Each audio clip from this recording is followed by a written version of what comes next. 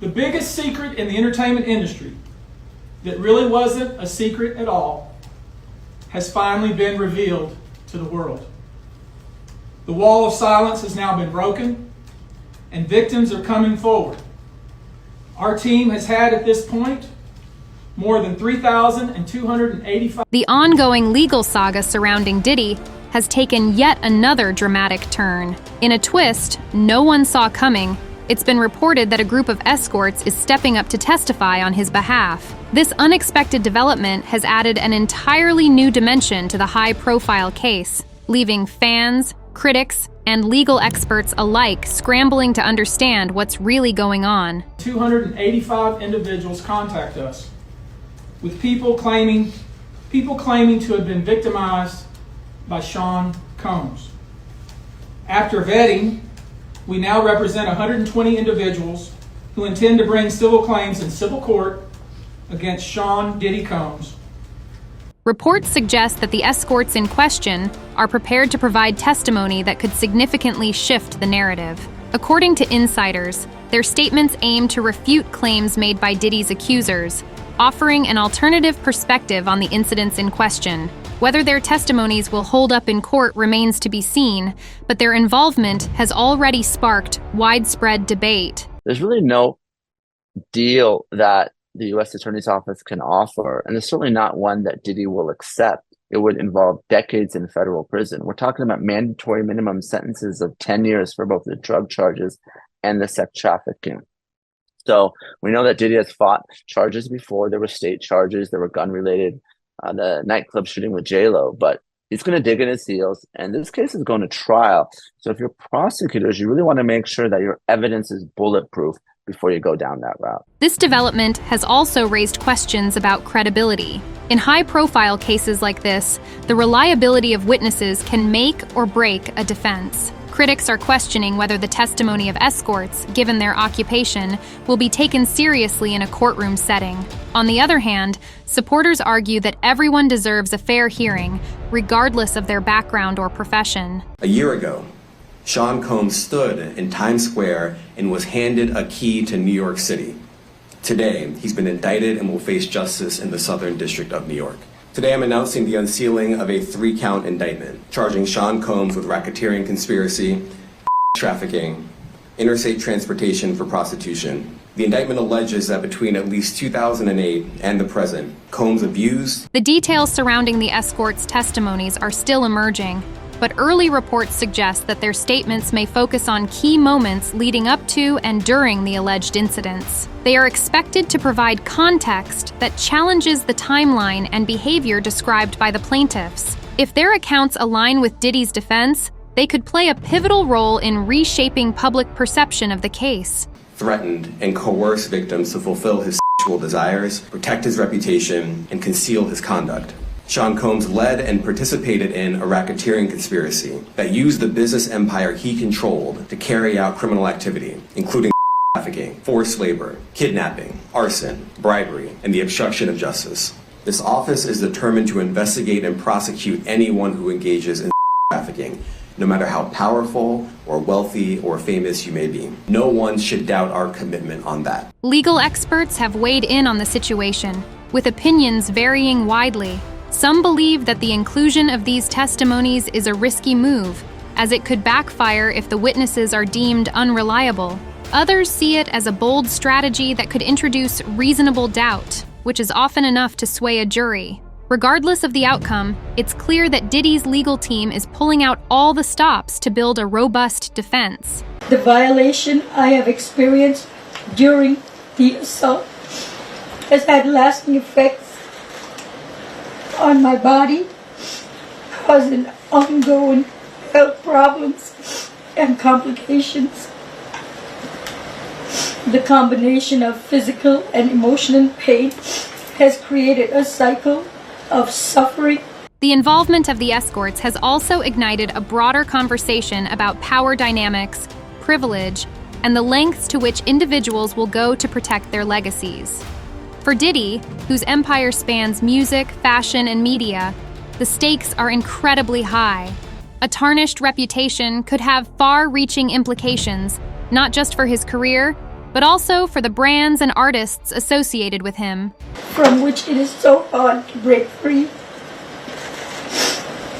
I want to continue on this journey towards recovery and healing. I'm glad that he is locked up, but that's a temporary feeling of relief. But let's not forget the accusers in this case. Their allegations are serious and deserve to be heard without bias. The introduction of new witnesses doesn't negate their claims. It simply adds another layer to an already complex situation.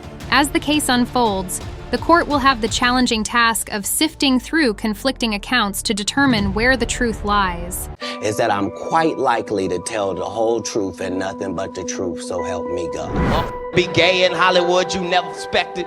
They be having these big ass mansion parties, and the mansion party, the whole mansion is a party, and then it's a separate party in the little rooms. I ain't been famous that goddamn long. I'm excited in a to be at the mansion party. You be looking in all the goddamn rooms, and you around and look in the wrong room and shit. Is that two niggas kissing? Public opinion on this matter is divided. Some fans remain staunchly supportive of Diddy, viewing him as a victim of targeted attacks. Others, however, are less forgiving, arguing that the sheer volume of allegations cannot be ignored. The involvement of the Escorts has only deepened these divides, with some seeing it as a desperate move and others as a clever legal tactic. Is one of them Professor Obi? Now, I've had to turn down $50 million 4 times. 4 times. Just to protect my integrity and that virgin hole I was telling you about.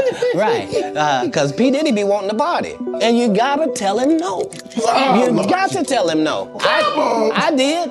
See, I got the receipts for everything I'm telling you. That's why I can say them so freely. Can I need to know? Because I know how blessed I am. If I look at it, I got it. That's how Diddy be feeling. From a cultural perspective, this case is about more than just Diddy.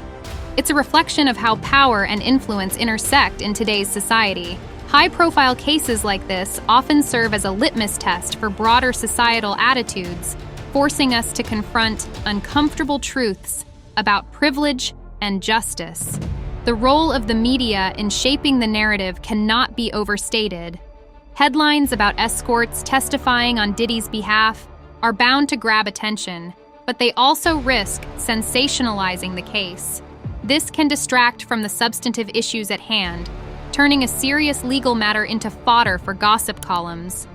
For Diddy and his accusers, this media frenzy adds yet another layer of complexity to an already challenging situation. They're hunting this guy for major felonies, and Fiddy seems to be sitting on the sidelines cheering. Now, that could be for one or two reasons. One is he knows things or suspects things about Mr. Combs. The other one is that he's just got a real perverse sense of competition. One thing I know for sure is that when it comes to our culture, sometimes we cannibalize our own more than anybody else. And, you know, we've seen the former president of the United States inspire the country to turn into Spider-Man and climb up the Capitol. As the case progresses, all eyes will be on the courtroom. Will the Escorts' testimonies hold up under cross-examination? Will they introduce new evidence that tips the scales in Diddy's favor? Or will their involvement raise more questions than answers? These are the questions that everyone, from fans to legal experts, is asking. To overthrow the government in the middle of an election, but yet we haven't seen his mugshot or seen his kids handcuffed. I've known Justin for probably 15 years.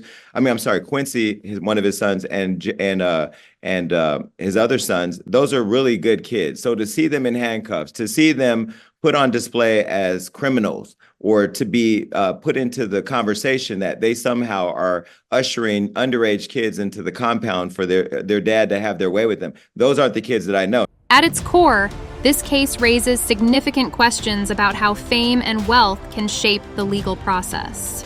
How do powerful individuals leverage their resources to defend themselves?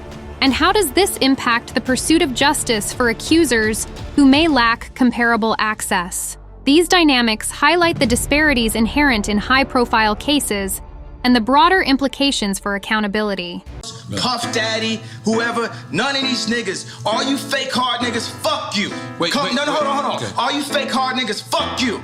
You know what I'm saying? I don't give a fuck because you can't shoot nobody anyway. And the reason why you got to talk is because you did a deal, you fucking fed. You know what I'm saying? That's why you got to come at me, because part of the deal for you to be able to do all that and get out of jail is that you promise that you gonna go pull my coat car. So y'all niggas shut the fuck up about me. Now let me say it calm. You niggas shut the fuck up about Michael. Right. I'm Michael now. Right, Every Michael you can think of, but mostly Godfather Michael now. No. Another critical aspect of this case is the societal impact. Diddy's influence extends far beyond entertainment, making his case a lens through which larger conversations about celebrity culture are being examined. If the Escorts' testimonies are found credible, it could shift the public narrative, while any misstep on their part could strengthen the accuser's position. I also was just recently contacted by someone who wanted me to essentially represent them in the sale of one of the Diddy tapes.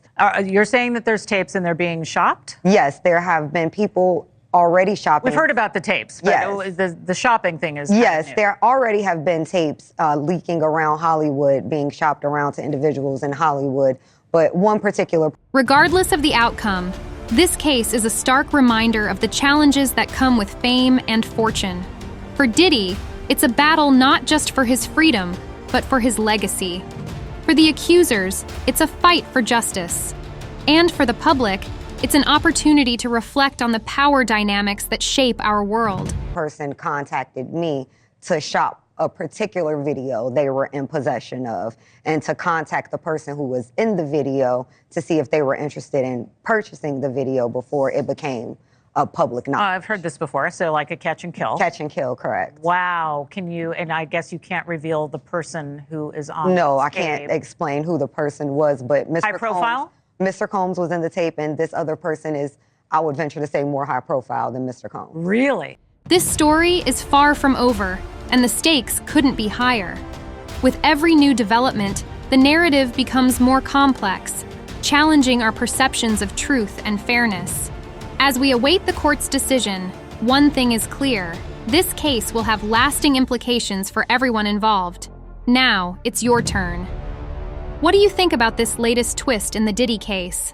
Do you believe the Escorts' testimonies will make a difference, or is this just a distraction from the real issues? Let us know your thoughts in the comments below, and don't forget to subscribe to our channel for more updates on this case and other breaking stories in the world of hip-hop and entertainment.